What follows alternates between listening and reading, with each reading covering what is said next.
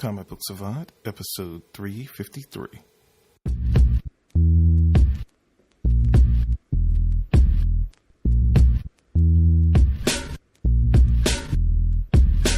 I know this. This I know. All that I have, all that is me, resides inside my poetry. And every time I write a rhyme, it might be the line that sets minds free. And also, I know that I don't. Welcome back to the Comic Book Savant. I'm your host, James Harris. I do apologize, and I want to start with a update to what's kind of been going on with myself and why it's been an absence from the show staying on the weekly format that it had been on. A ton of life stuff happened. I had planned on taking a little break from the show, but I had set it up where I could pre-record episodes while I was gone. As you guys know, in August, it was the anniversary of the show, the 11-year anniversary. The show started I started the show on my birthday 11 years ago, so that was going on. I got surprised and got a birthday gift of taking a trip, my first trip ever to Chicago. I hadn't been on vacation in 3 years. So I was doing that. So I knew that was coming up. So I had, planned on, pre-recording some shows so the show would stay on the weekly format. Then right before I left, back in August, early September, a lot of people got hit by all over the country, all over the world, got hit with bouts with severe weather. I got kind of caught up in that mess of severe weather that caused the main shift. I left to go on my trip. I was gone to Chicago for 10 days. As soon as I came back, I was forced to move within less than a week after I came back. I came back on a Monday. I was in a new place like that Friday. So I didn't really have time to... the show got thrown on the back burner, which was unfortunate because with the craziness with the weather leading up, I didn't get a chance to pre-record the episodes to cover why I was gone so much. So then the gap between episodes that would have been missing would have been a lot less than what it actually ended up being. I felt, bad about that because I had been on such a roll and I was, I had so much plotted out to do because I knew I was going to be gone for 10 days. And like I said, the unfortunate circumstances of the severe weather coupled with me then being gone for 10 days, so wasn't able to record anything. Then as soon as I came back, I was, had to pack immediately, move, and had experienced the worst move probably I ever have in my life, which is I don't even want to talk about, but I'm just really getting settled in a new place, trying to learn the dynamics and the acoustics, because especially with the recording, I don't want to drop off in the quality. So it's just been literally the roughest probably 6 weeks I've encountered in my life, just far as all the unfortunate and uncontrollable circumstances kind of hit me right one after the other. I enjoyed myself on my trip, but then, like I said, came back to being like, hey, I got to move in a few days. I got to hurry up and get packed. Then I was sick in between there for about 2.5 weeks, coming back from Chicago. It's been really rough, but like I said, I love doing this show. So the show's not going anywhere. It was just due to vacation, sickness, moving, kind of like all right on top of overlapping over one another. But I did want to let you guys know we did have the contest did complete. We had 3 winners. The 3 winners were Ed Moore. He won the $75 gift certificate. Jimmy Anderson, he won the $50 gift certificate, and Ryan King, he won the $25 gift certificate. And thanks again to InStockTrades.com. You know about them. They sponsor this and every episode of the show. Been a partner with them since the very conception of the podcast. They have been, great. I'm going to be looking to do more. I might try to do another contest before the end of the year. I got to contact them in regards to that.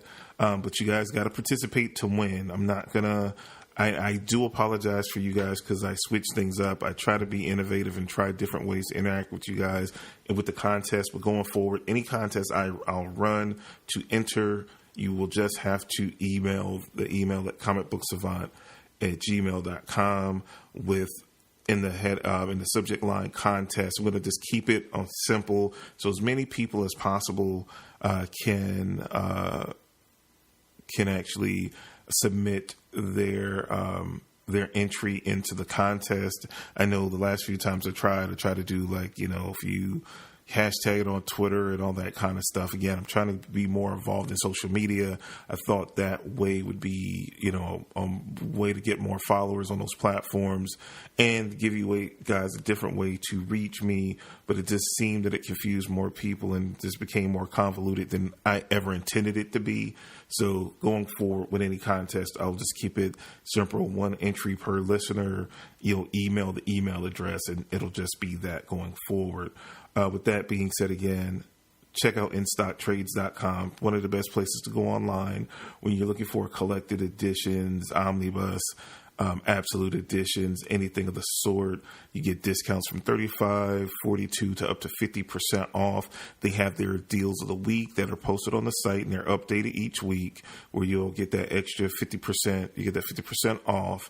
If you guys are unfamiliar with InStockTrades.com, any orders $50 or more, you get free shipping if you're a U.S. customer only. If you happen to be an international customer and you hit that threshold, you still get all the great savings. You just don't get that free shipping. But they do have some of the lowest and competitive international shipping rates around, so you still should be able to save quite a bit by using InStockTrades.com. And I also, as always, would like to give a shout out to my fam over at the Comics Podcast Network. You can find them over at comicspodcast.com. If you like my show and you want to listen to other podcasts that are related on comics, definitely check out the Comics Podcast Network at comicspodcast.com. There are literally hundreds of different shows listed there for you guys to find and explore and to try out and to see if you like it. If you're looking for more related content to what you find here, definitely take a moment to stop by there as well. This episode is going to be a fall TV preview. I try to do these every year. I mean, it's been kind of crazy because again, this is an episode I planned to do a couple of weeks ago, right before the show started coming on. Last week, shows start premiering. I'm recording this on Tuesday, October 17th. So, some of the shows are pretty much most of the shows on the list I'm going to be talking about are premiering, and some other shows that I'm going to check out because there's so many new shows that are coming on. Some come on premiere like in the mid-season, the Christmas break when some shows take a break for the winter holidays. Some are premiering in December. I think like Agents of S.H.I.E.L.D. Premieres like December 1st. I think Black Lightning comes on sometime in December and January. So much stuff going on right now with TV shows. But here's some of the mainstays that I've talked about and I've reviewed before that we're going into the incoming season. And I'm going to give some of my updated thoughts because, again, it's kind of a preview and first episode review kind of melded into one. The first show I'm going to talk about is The Flash. It's on the CW. This is season 4. It premiered last week. The cast is as follows. We still have Grant Gustin as Barry Allen. We have Candace Patton as Iris West. We have Danielle Panabaker as Caitlin Snow / Killer Frost. We have Carlos Valdez back as Cisco Ramon and Vibe, and Jesse L. Martin as Detective Joe West. I watched the season premiere episode, and I have mixed feelings on it. I feel like on my rating scale, which, pretty much goes from must watch, required viewing, good watch, on demand, and skip it. And on a 10-point scale, that pretty much converts to a must watch is between a 10 through 9. Required viewing is an 8 through 7. A good watch is 6 through 5. On demand is a 4 through 3. And a skip it is 2 to 0. For me, the first episode, and I know a new episode came on last night that I haven't had a chance, no, it'll come on tonight, it will, the first episode it had high points and low points. It was kind of a mixed bag for me. So right now, just based on that first episode going into this season, I have it as a good watch. It's about a 6. It was kind of a letdown. I expected more from the show, but like I said, the high points were really high and the low points were really low. I felt like they were pushing the envelope with the comedy and the Flash, and I think they have comedic moments naturally in the show. I felt like they were pushing the envelope a little bit more to a point where the comedy felt more like a slapstick, and I didn't like that. I like the natural comedic flow of the show, and I felt like they really were pushing hard at points to push the comedy angle of it, and it just, again, it didn't really work for me. So, I just kind of feel like going into it, just, the beats and the story that they were going to was, was a big build up on, the season finale with Barry being, going off to be a prisoner in the Speed Force. And then, this first episode, spoilers, if you haven't watched the first episode of Flash already, he's, they already get him out by the end of the first episode of the next season. I wanted some of that to be a lingering plot line, and maybe we got, like give me 6, episodes of seeing Wally in the Flash role and seeing what happened instead of it happening off camera and we not really getting to experience it except for like 5 minutes at the beginning of the episode. And seeing Cisco more in the superhero role with them trying to pick up the slack for Barry. I would have liked that more so than what I got. And it was just like it diminished the impact of the season 3 finale for me with them resolving it within the first episode. But that's a theme we'll see throughout the different CW shows quite a bit as I go forward with this. Next we have Arrow, which is in season 6. It premiered last Thursday. They've changed it from Wednesday night to Thursday night. And we have Stephen Amell back as Oliver Queen, David Ramsey as John Diggle, Emily Bett Richards as Felicity Smoke, Paul Blackthorne back as Quentin Lance, and I do apologize for the loud noises in the background. And this is one thing that, if you can hear it, I'm picking it up on my headsets that I monitor with, and I do apologize.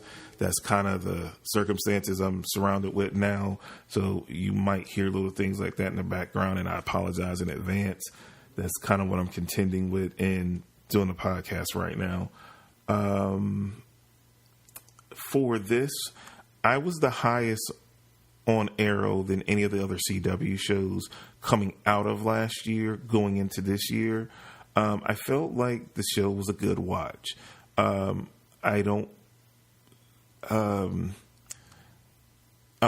was my most anticipated show, and I felt like it was solid, but it didn't blow my socks off like most of last season did. So I kind of felt let down by it. We were done essentially with the flashbacks. Far as the journey through the show, we knew Oliver was gone for 5 years. We got 5 seasons. We got 5 seasons where each episode was kind of intermixed between present day and flashback, seeing Oliver come full circle to where we met him in the first episode of season 1. Now what they're kind of trying to do is still keep the flashbacks around, but everything has fast forwarded 6 months. We're in the present day, and we're going back, seeing little snippets of what happened the season finale when we left and the island exploded, and what was happening on the island kind of via flashbacks. And it's going to kind of resolve stories on why we're seeing certain characters in the mind state, physical state, or whatever that they're currently in. It's what it is. You know what I mean? It's kind of, I feel like they're holding on to that whole flashback thing kind of as a crutch. I just think if you write the show well, and you use that time to focus on your myriad of characters, because there's so many different characters that are in this Arrow show that I feel like, if you use that time more wisely to develop these characters, that could be a better use and hold on to this gimmick of the flashback dynamic to the storytelling, the narrative of the show. Like I said, I still felt like it was solid. I'm going to watch these shows. It's just my level of anticipation or enthusiasm in watching them episode per episode. But like I said, I was really hyped going into it and was kind of let down, but wasn't disappointed, but was let down, I guess is the best way to say that. Next, we have Supergirl, season 3. It premiered last Monday. New episode came on last night, so that I hadn't had a chance to see the second episode. We got Melissa Benoist. We have Chad Brooks, David Harewood. I never can pronounce her name correctly. I think it's Siler Lee as Alex Danvers. This is one of my darling shows. But I have to say, I was most disappointed by the first episode of this season. I think they're losing what makes Supergirl great, and it is Melissa Benoist. She really makes the show, and as far as her portrayal of Supergirl and her undying optimism of the world, they've kind of have her emo Kara right now. At least in this first episode, they kind of try to quickly resolve it by the end. It just didn't fit because she's such a charismatic star, and regardless of what adversity she faces, she's always like that upbeat Girl Scout, like what you would assume, what Superman's cousin would be. And they're doing like this whole emo thing, and like I said, it just really didn't fit. Didn't fit her as an actress because she's not. It doesn't suit her. And it just felt out of place, and it felt like a forced direction. I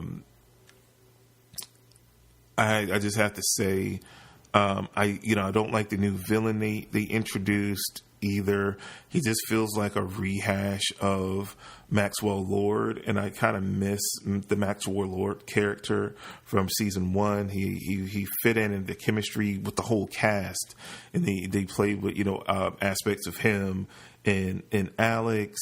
Though they've given Alex a whole nother love interest and a whole nother situation, which is great. But I felt like he had better chemistry, and even last season with Lex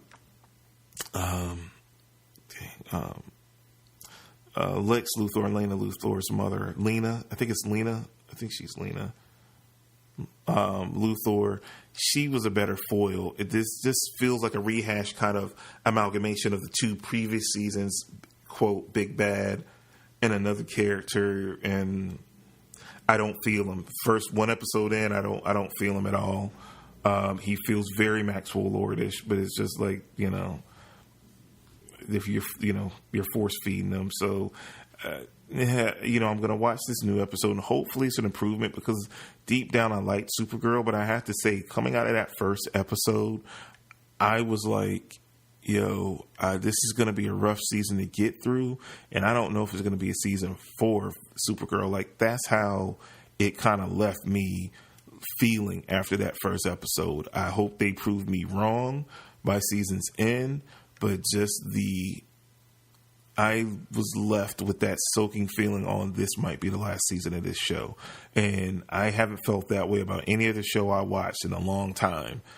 But I felt that way in watching that first episode of Supergirl. Like, this might be the beginning of the end if they don't course correct quick.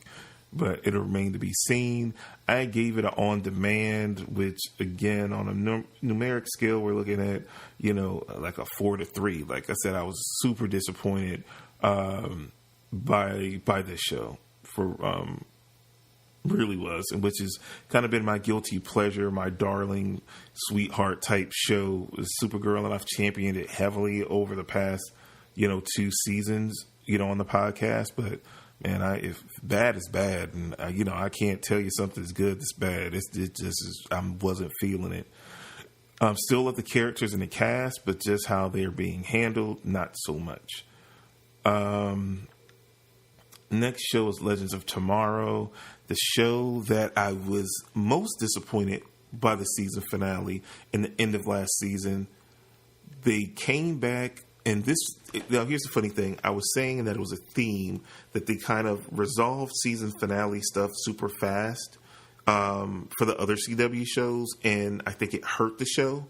In this case, for me, I actually think it helped the show because I hated the season finale. So the fact that it was resolved within the first 10 minutes of the episode was awesome, and they got back to what makes this show cool. It's just fun, and the cast is what makes the show. The ensemble cast of characters. Victor Garber, Katie Lutz. I love you, Katie Lutz. Didn't really care for her character or connect to her character when she was a Black Canary on Arrow, but they put her on Legends and they really fleshed her character out. I love Katie Lutz. I love the Sarah Lance character now. They've done so much with that character in 2 seasons of that show, and it looks like it's going to continue on. And she had some stellar moments in the first episode. Oh, excuse me. This is season 3 of Legends of Tomorrow. It premiered Tuesday last week, also on the CW. Friends Darme, I think, that plays Jefferson Jackson or Jay Jackson. My boy Dominic Purcell as Heatwave, Brandon Routh as Ray Palmer. I have to say the standouts of this show is Katie Lutz and Dominic Purcell. They don't have a show without these two. They are the heart and soul that just keeps me so invested. He owns that Heatwave role, just like Katie owns the Sarah Lance White Canary role. They just, to me, they're the reasons why I tune in every week. I love the other characters as well, but they have fleshed these characters out so well. So this right here is required viewing for me. It's just a guilty pleasure. Not most people are high on Legends as I am. They just have fun and them jumping around different, times. It lends itself to just so much fun. And again, they do a great job in fleshing out the whole ensemble cast in the process, and it's just fun. So to me, it was required viewing, and like I said, for me, it's like a guilty pleasure. I just love Legends, and I continue to love it. Like I said, I was not that high on it coming out of the end of last year, but they've got me back with that first episode, and I look forward to seeing where I like the direction where they're going for the season. So it's definitely looking good. Let's see. Next show I want to talk about hasn't premiered yet. I think it premieres this weekend. Is The Walking Dead. If I'm not mistaken, this is season 8. On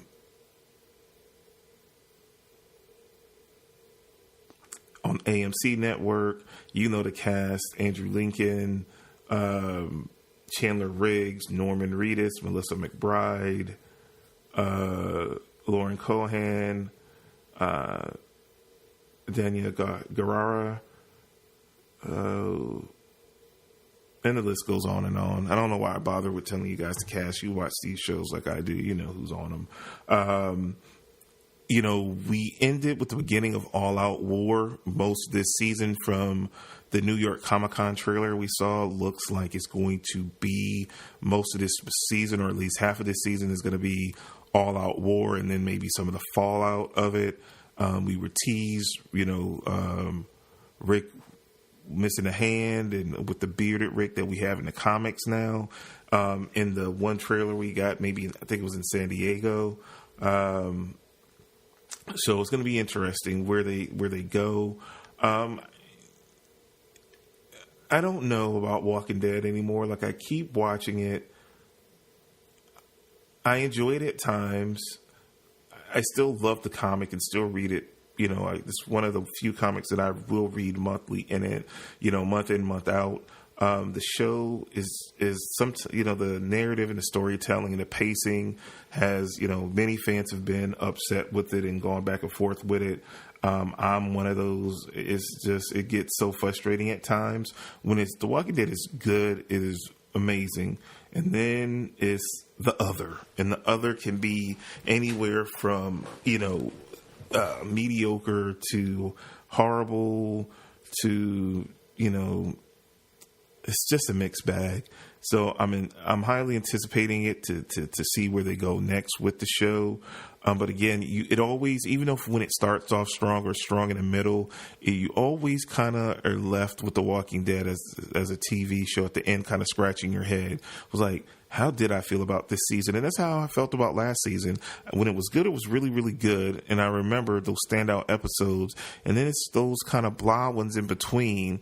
And then it'll end. And you have such a huge break from when it ends to when it comes back on again.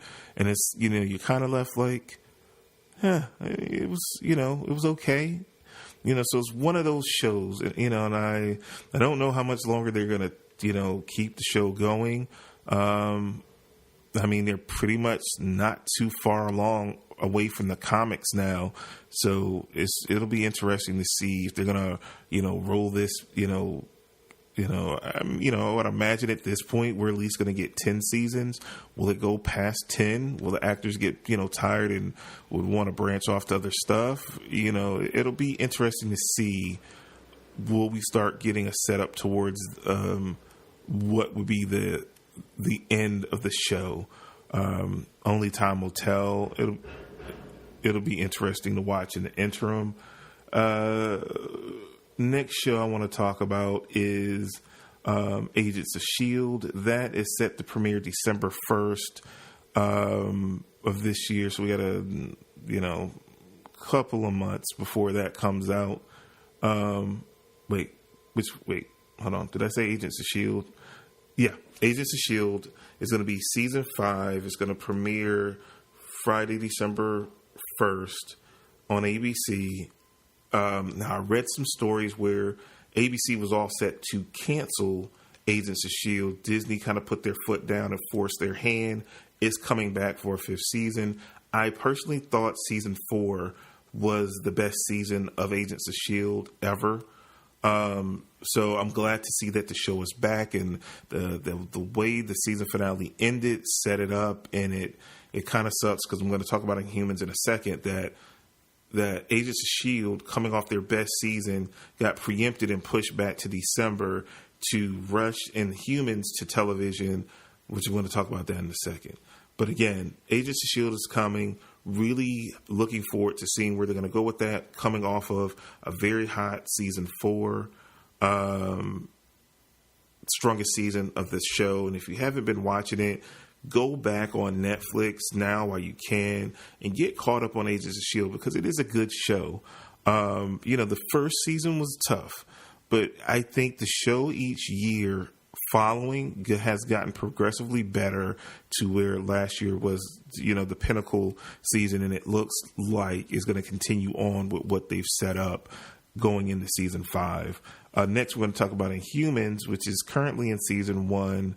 I think it's only going to be 8 episodes long, kind of like the length of the Agent Carter series was when it was on. It premiered back in September. We have Anson Mount as Black Bolt, Serinda Swan as Medusa, Ken Lung as Karnak, Iwi Ekator as Gorgon, Isabel Cornish as Crystal, Mike Mao as Triton, Awan Rion as Maximus, which we all know from as Ramsay Bolton on Game of Thrones, and Sonia Bamores as Oran. And I have to say, this show is not good. It's not the worst show I've ever seen on TV, and I actually, for whatever reason, I find myself watching it. It's something to watch. I love comic books related shows, so I will tend to try them. I was bored one Friday night, and my wife wanted to watch it, so we watched. They did it like as a 2-parter, so you got to see the first 2 episodes, and I'm like, okay, it's only 8 episodes. I've just seen the first 2. I might as well see where it goes. I just watched episode 4 a couple of days ago. It's all right. You know, I mean, it's nothing to write home about. I mean, if you're just absolutely bored and you just love comics like I do, maybe you'll eventually watch it or binge it. You know, it's like you catch it on demand or on your DVR and just, you know, like watch it. I mean, it's getting better. I think it's, you know, first episode or 2 were rough. I mean, it's okay. Don't watch it. I go through torture for you guys. So, you know, how about that? Let me just tell the truth. I'm going to watch it anyway because I started. Once I start watching something, I'm a completionist. So I kind of have to. Why I own all the Transformer movies after I only like the first one, but I own them all and looking to buy the last night. It's like it's just in my DNA. I can't help myself. What can I say? I'm a glutton for punishment is what it's all about, I guess. And I'll give this a rating of on demand. After seeing 4 episodes of the series, so we're at the halfway mark, I feel like, you know, at best, it's between a 4 and a 3 on the numeric scale. It's just, you know, it's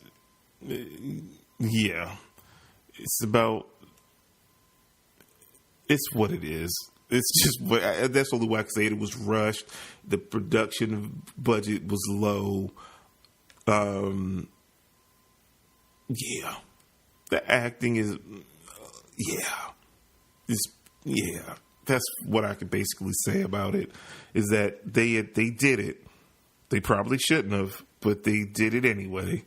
And if it makes it to a second season, hopefully it can redeem itself like Agents of S.H.I.E.L.D. eventually did. But if ABC's not high on Agents of S.H.I.E.L.D. coming off probably its best season critically, I mean, I don't know what the numbers were because they had it at such a late time slot. Later than it had been at the, you know, that 8:00 prime slot, it remains to be seen going forward, like how that will work. Cause I think that worked against it, but it was for a reason because, you know, season 4 was really graphic and it had adult themes. You introduced like things like Ghost Rider and demons and things like that. So it was very graphic and if they were against that show and it was very critically well received and, you know, fan wise, and they weren't really ready to renew that, I don't think Inhumans has a chance of being renewed at all. But, you know, stranger things have happened, so I won't say, you know, but I feel like maybe if given time and better showrunner, writer, whatever, producer on the show, they could turn it around. Because I never thought I would be saying I can't wait to see a new season of Agents of S.H.I.E.L.D. based on if you took my opinions of the first 2, 3, 4, 5, 6 episodes of the first season. But it has turned into one of my favorite shows over time. So, you know, anything can improve over time. So, not off to the best start, but it's potential there. Put in the right hands, I'll say. Star Wars Rebels is the last show I want to talk about. I know some other shows like The Gifted, like I said, Black Lightning is coming. It's other shows as they come out, I'll talk about them, give my opinions. I've heard nothing but good things about The Gifted, so I definitely want to check it out. But I just haven't gotten around to it yet. Star Wars Rebels premiered last night, and I totally missed it because I was watching Monday Night Football and playing video games. But I'm going to watch it today, and I'll talk about that in the upcoming episode of the show because you guys know I love Star Wars Rebels. This is the 4th and final season on Disney XD. Now it's on Mondays, which threw me off because it used to be on Saturdays, and they shifted it on me and totally got my timing mixed up when it came to it. Great show if you're a Star Wars fan, and I always say this when I talk about Star Wars Rebels. If you're a Star Wars fan and you haven't watched this show yet, it is very heavily based in canon. You need to check the show out. You got 3 seasons in the can that you can check it out on Netflix. I believe it's on Netflix. You can go watch them. It's worth the watch. You will thank me after you watch it. It's filtered in with some kiddie episodes because it's on Disney XD. They got a XD, so they got to cater to the younger demographic because that's who it's for. But it's a lot of mature things there and a lot of canon-based things there too as well. So if you're a Star Wars fan and you haven't seen Rebels yet, you're missing out. It's a treat. Check it out. That's all the shows I wanted to talk about right now. Like I said, it's going to be more shows I'm going to be talking about later as I get a chance to watch them. I'll be doing a review probably on the YouTube channel for Voltron Season 4 dropped last week. I got a chance to watch that season. So I'll be probably reviewing that on the YouTube channel. The YouTube channel has been down as well based on the same set of circumstances. So videos will be going back up there. I'll be trying my best to get an episode out this week. I got my audio set back up. Now I got to get my video stuff set back up. So my hope is to have a video back up on the YouTube channel by the weekend. Probably before then is my hope. So I'll be on top of that. So again, I'll probably will be doing a review for Voltron Season 4 on the YouTube channel. Be on the lookout for that. I don't know if that'll be the first video I'll do because I had some other stuff prepped that I wanted to talk about first, but it will be coming shortly. So you can look on the YouTube channel for that, youtube.com/Comic Book Savant. As always, check out the website, comicbooksavant.com. All the postings for the YouTube videos, the audio episodes, that's the hub for everything that I do. This Comic Book Savant is the website, comicbooksavant.com. You could always hit me up on Twitter. I'm on Instagram. We have a Facebook page and Facebook group, facebook.com/Comic Book Savant. If you want to help support the show, it's links on the homepage on comicbooksavant.com. If you go to support, you can go to patreon.com/Comic Book Savant. I also have a link on the homepage as well for if you just want to PayPal, donation to the show, you can do that, or you can subscribe through Patreon. It's basically you can subscribe, anywhere from $1 or more, whatever you want. It's different reward tiers that I have set up there. Everything goes back into production and to make the show great. So if you're interested in that, all those links are on the website. Take a moment to check them out. I appreciate you guys for sticking in there with me. Again, more episodes are coming. Get myself back on track and back on schedule. So more episodes are coming down the pike. So again, my hope is to get back on the weekly schedule going forward. There might be some hiccups in there because, like I said, I'm still trying to figure things out in my new location as far as the best times to record, where you won't get all these crazy background noises and things of that nature. So I'm still working out the kinks. So just bear with me another week or two. By then, hopefully everything is settled back down and we'll get back on that regular schedule of new episodes dropping every Tuesday. And videos up by every Thursday. So that's the schedule I'm trying to get back to as quickly as possible. As always, check out the sponsor at InStockTrades.com, as well as my friends over at the Comics Podcast Network at comicspodcast.com. That's all I got for you guys this week. I will see you guys again next week for another episode of Comic Book Savant. You guys take care and stay safe. And into lyrical wholeness. And I know this, and I know this. This I know, this I know.